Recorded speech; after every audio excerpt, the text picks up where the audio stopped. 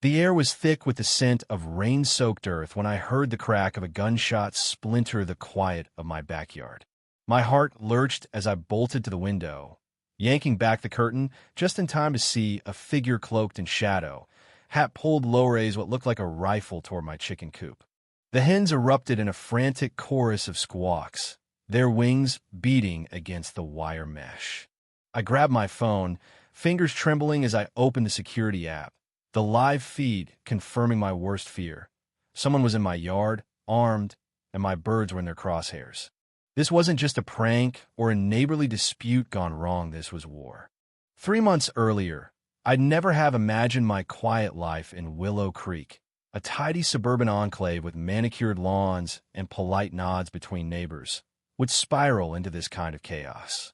My name's Ethan Caldwell, a single dad of 2, juggling a tech job and trying to give my kids, Lily and Max, a slice of something real in a world that felt increasingly artificial. That's why I decided to raise chickens. Not a flock. Mind you, just 4 hens to teach the kids responsibility, give us fresh eggs, and maybe ground us in something primal. I'd done my homework, scouring city ordinances that permitted up to 6 hens in residential zones, no roosters, with clear rules on coop cleanliness and containment. I even dug through the Willow Creek Homeowners Association bylaws, a dusty PDF buried on their website, and found nothing banning poultry. The closest rule was a vague clause about pets not causing a nuisance, which seemed harmless enough. I poured my heart into the project. The coop was a masterpiece: cedar planks, predator-proof wire, a slanted roof for rainwater runoff, and ventilation that rivaled a luxury HVAC system. I tucked it into the far corner of my yard, away from property lines, surrounded by lavender bushes to mask any smell, though my hens barely produced one. I even added foam panels inside to dampen sound. Not that the birds were noisy. They were Rhode Island Reds, named by the kids: Cinnamon, Biscuit, Waffle, and Sunny. For weeks, it was perfect. Lily, 9, and Max, 7, raced home from school to scatter feed and collect eggs, their faces lit with pride when they cracked one into a skillet. Neighbors stopped by, curious, and left impressed. Mrs. Delaney next door even asked for a dozen eggs, calling the coop a charming addition. Then the letter arrived. It was slipped into my mailbox, no stamp, just my address in sharp, angry handwriting. Printed on crisp HOA letterhead, it bore the signature of Sandra Whitaker, the HOA president, her name scrawled with such force it nearly tore the paper. Dear homeowner, it has come to the attention of the Willow Creek HOA that you are maintaining livestock on your property, a violation of our community standards and aesthetic guidelines. You are hereby ordered to remove all animals within 72 hours or face a fine of due $150 per day and potential legal action. Regards, Sandra Whitaker, HOA president. I read it twice, confusion giving way to a slow burn of irritation. Livestock? My 4 hens weren't cows or pigs, they were pets. Legal under city law and in viable to anyone not snooping in my backyard.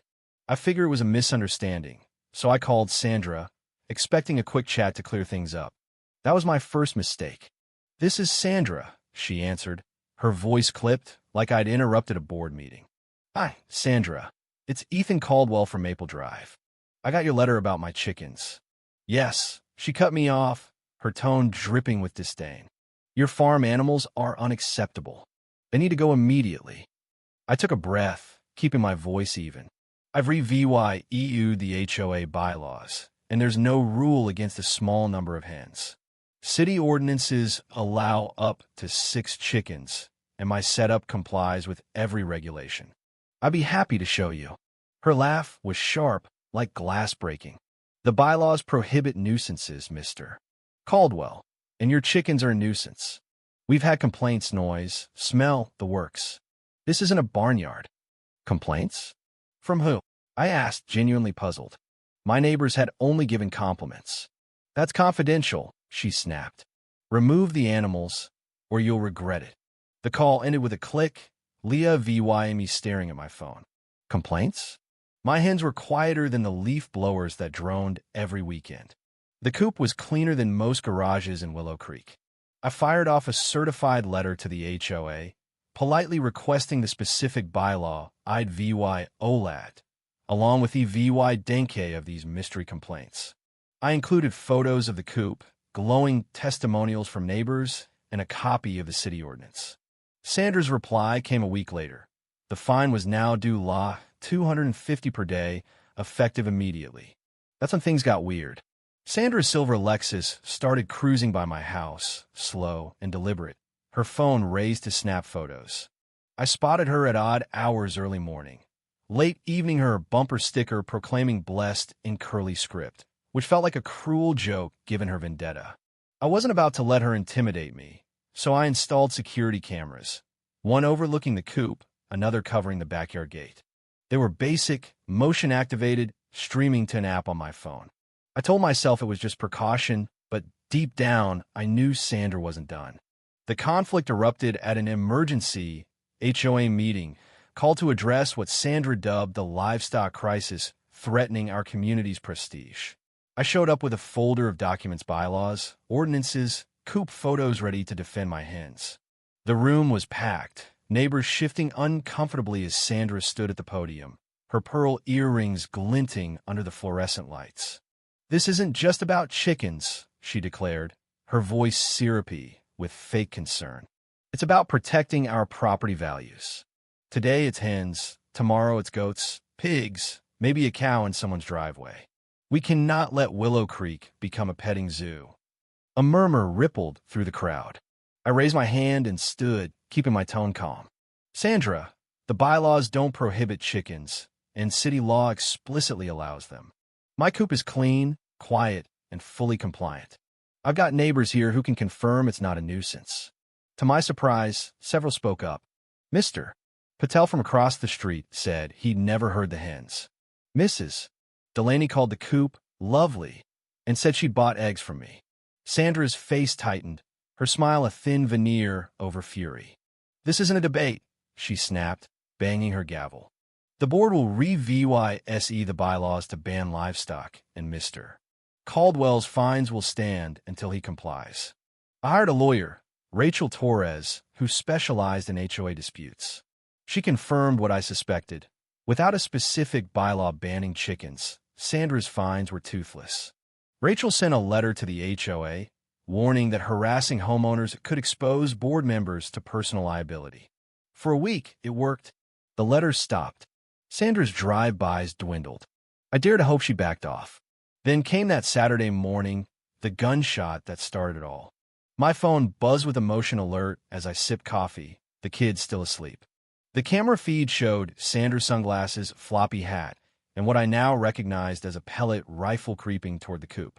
My hens were pecking at their breakfast, oblivious.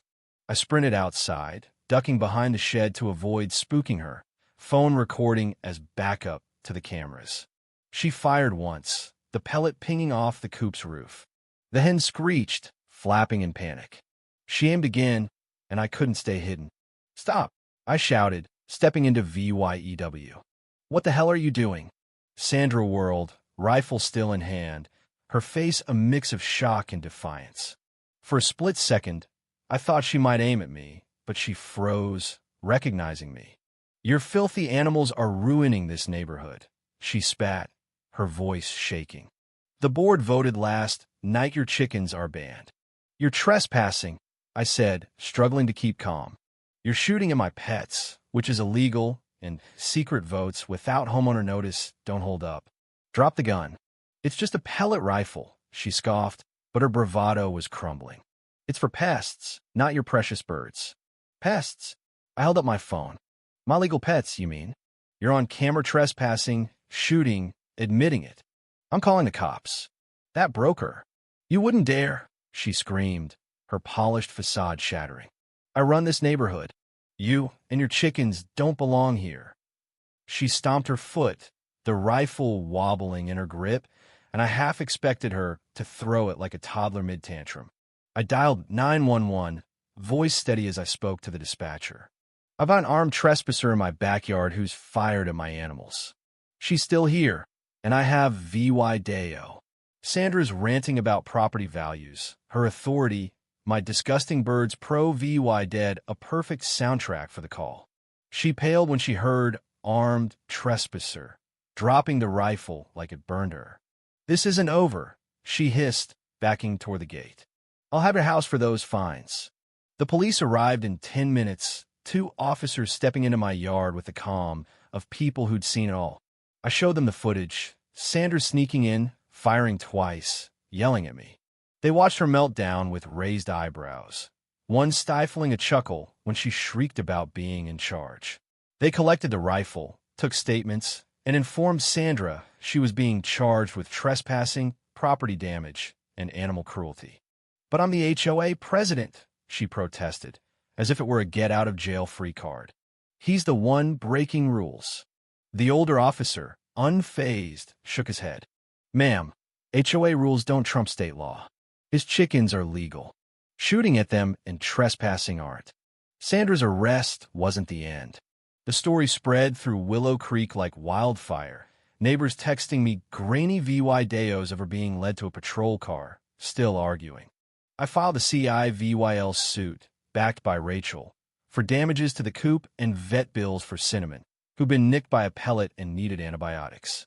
At the HOA's next meeting, I presented the footage to the board, demanding Sandra's removal. The vote was unanimous. She was out. Court was the final act. Sandra sat stiffly, her lawyer whispering as the judge re-VY-EU'd the EVY Denke. The ruling was brutal. A DULA 3,000 fine, 120 hours of community ser VYC, and a restraining order barring her from my property or contacting me. She was ordered to pay DULA 800 for the coop repairs and Cinnamon's vet bills. The judge's parting shot hit hardest. MS. Whitaker, he said, peering over his glasses.